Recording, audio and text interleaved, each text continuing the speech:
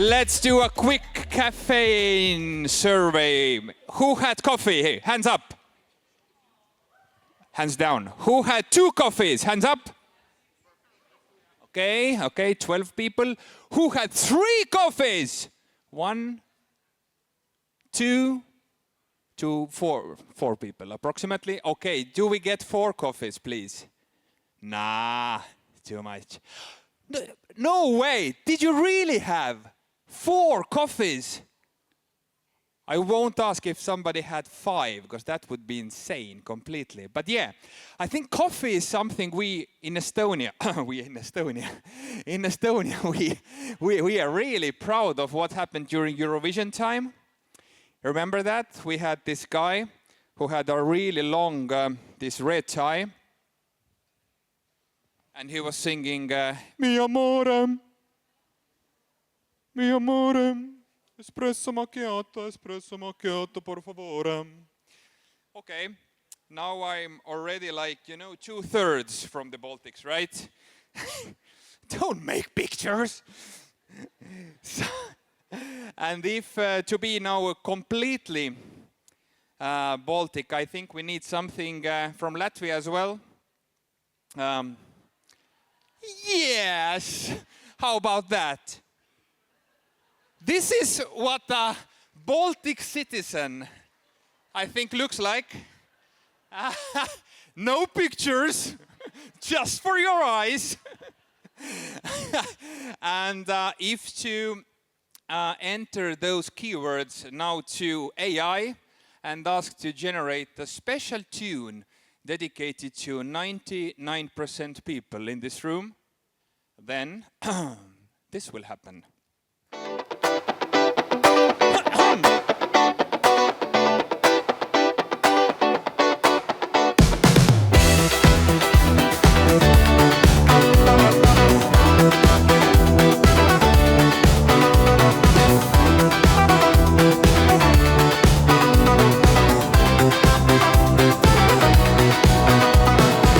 Estonian cool like sauna in Excel. Slogan, just do it if approved by council. Latvian brief, 4 pages, 5 fonts. Logo so bold it haunts your dreams for months. Lithuania's vibe, retro future shine. TikTok dance with a Dali headline. All 3 nations, 1 shared pain. Where did the budget go again and again? Lithuania, flash and flare. Latvia, cool and rare. Estonia, don't even stare. Baltic cappuccino everywhere.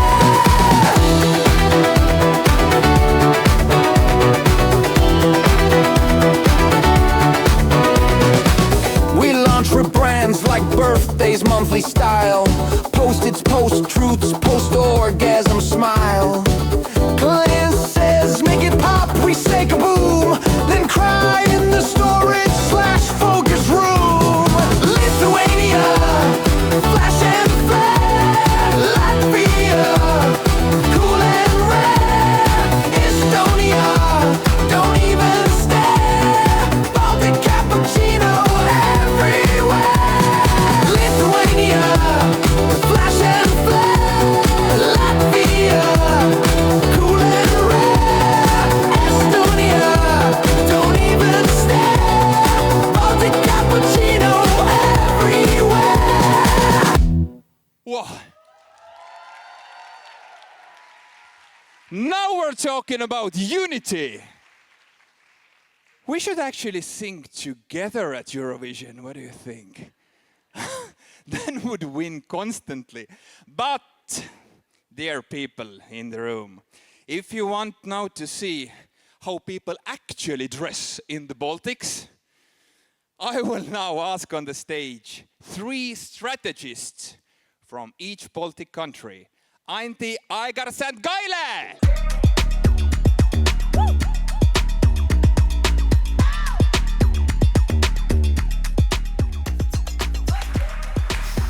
Good afternoon, guys.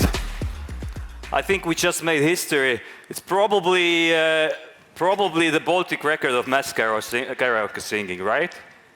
So you can all congratulate yourself on that. And Mart, epic pipes, man. Woo! I've got an idea. Who wants to sing it one more time? Show me your hands, please. Please. So, some yes, some no. Why no? Who was it? No, I'm not kidding. Like, who was it?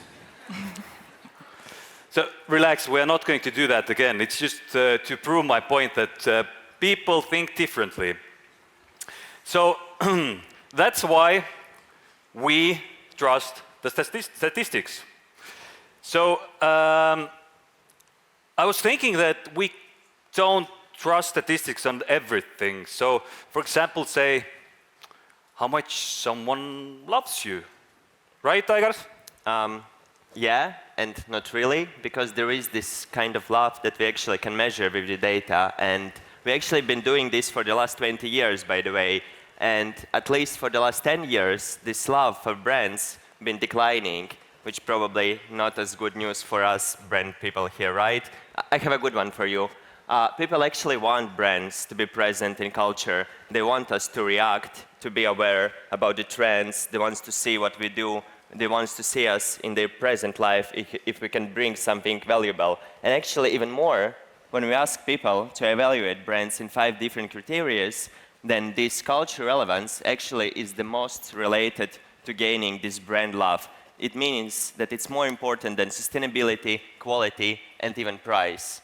So our idea here today that the culture relevance, the whole topic of this forum, is a golden ticket to win a brand love. And you might ask us, how do we know that?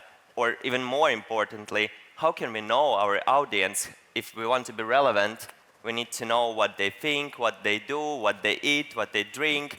And for us, the answer is this. This is the brand capital research we've been doing for 20 years. It's actually the whole reason why all of you are here, because this part, about 600 brand included, your brand as well, probably. You're going to find out results later. You know about it. But the thing maybe you didn't know is that we also have 300 lifestyle questions included in this research, asking people about their values, opinions, interests, and hobbies.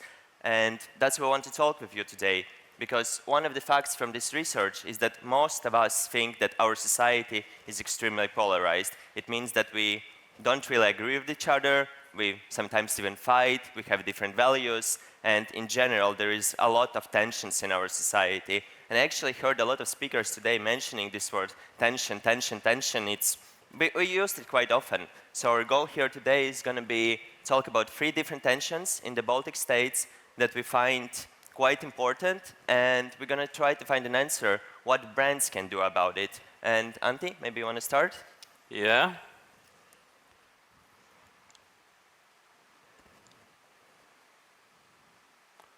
Should I press next? If you want to see the video. 7 years old. And you play with code? Click, run, click, done. Нормально. So, as the representative of the most digital society in the world, I had the opportunity to talk about tech stuff. So, Estonians, we thought we got this in the bag, right? Well, unfortunately, we don't. But maybe it's because all e-things are, for us, normal. But we don't like to see gadgets in our households. And when it comes to fintech, then the difference is huge. But it's not all divisions. We are united in many things. For example, we all shop online and we all hate it. Most of us think that physical connections, real connections are really, really important. We all think that on weekends we have to spend time with our family. But almost half of us think that in digital communications are as fulfilling as face-to-face interactions. And of course, the hottest topic for the past 4 years probably. I'm glad to say in the Baltics, We are all like new thinkers, new people. We really support artificial intelligence development. At the same time, we think that it's a threat to humankind. Within a year, the use of artificial intelligence has become mainstream. So everybody uses it. We all use it, even if we deny it. And 80% of us thinks that we should slap a disclaimer on every content used by AI. For example, was lazy, asked AI. Everything. So if we distrust AI, so who do we trust? For example, advices. Do we trust our family and friends, right? You guys, for example. Wrong. In Google, we trust. So we trust Google more than family, friends, more than AI. But I can tell you one thing. Google doesn't know. AI doesn't have the answer. You can ask your mother, she doesn't know. And that's exactly what Gailė is going to show us next. Indeed, Auntie Google cannot yet tell you what our data can, which is that these differences are not only occurring within our lifestyle or tech choices.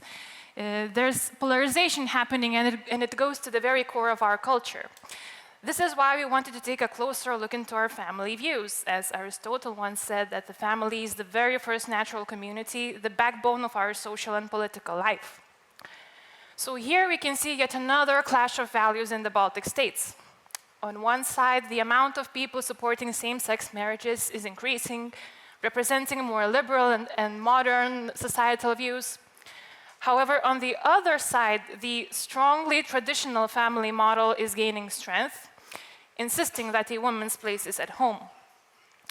Most patriarchal attitudes are observed among Latvians, with Estonians not so far behind. And hey, Ante, I thought Estonians weren't that fast. Come again, I didn't get that, sorry. These differences are not only showing up between traditional and liberal family models, but also tensions between rational and irrational thinking are forming as well. We can see that the still majority of us continue to believe in science. However, we can also see that there are a lot of people in the Baltics who are starting to opt out and don't trust science that much, and instead they lean towards believing in their horoscopes, astrology, or other forms of magical thinking. If we look deeper and closer, we can see that Lithuanians are the ones who are trusting science the most, while Latvians are the ones who are trusting their horoscopes. So, Aigars, do you mind sharing your star sign, and have you checked it today? I'm a Libra, and I'm guilty, and it's going to be a good day for me. All jokes aside, this rise of rationality isn't just a curiosity. It's actually becoming a cultural force. It affects how people make decisions, how we interpret information, and whom we trust.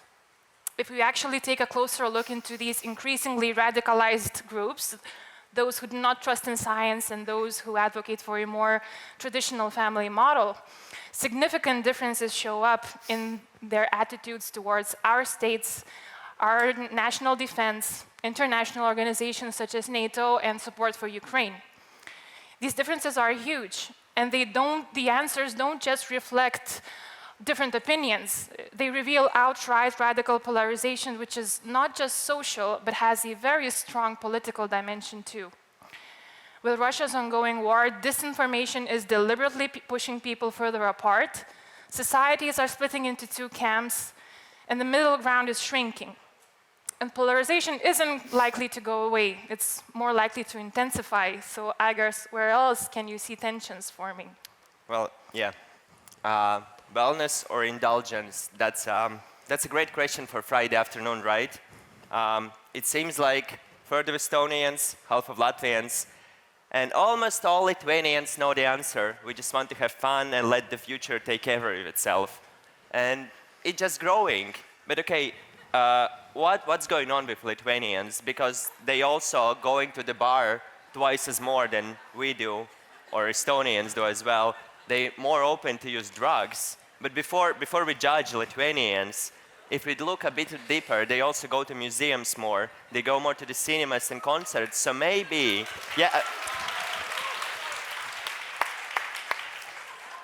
and maybe that's why Lithuanians been named as happiest country for young people this year.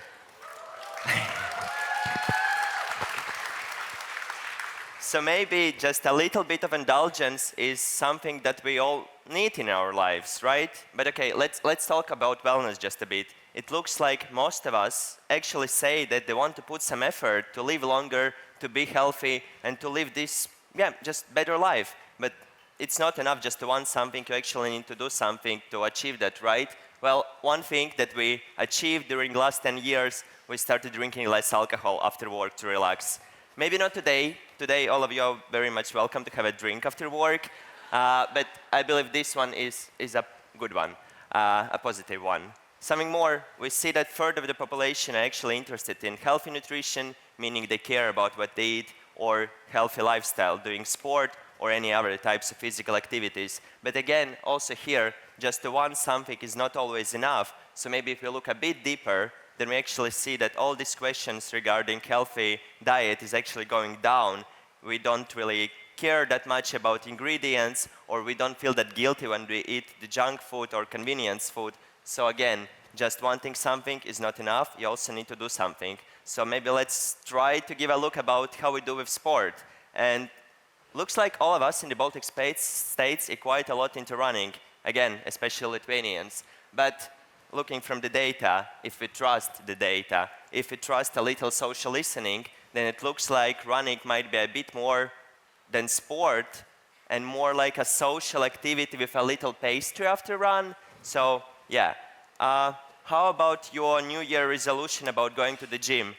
Looks like Estonians doing quite great, right, Antti? Yeah. Maybe that's why they also have the gyms in the airport as well, but such a cool idea, I would say. So trying to sum up, are we choosing wellness or indulgence? And I think we choose both, because actually this healthy balance between wellness and indulgence is what keeping us sane. And maybe it's okay to have a cigarette after run. Maybe you deserve that.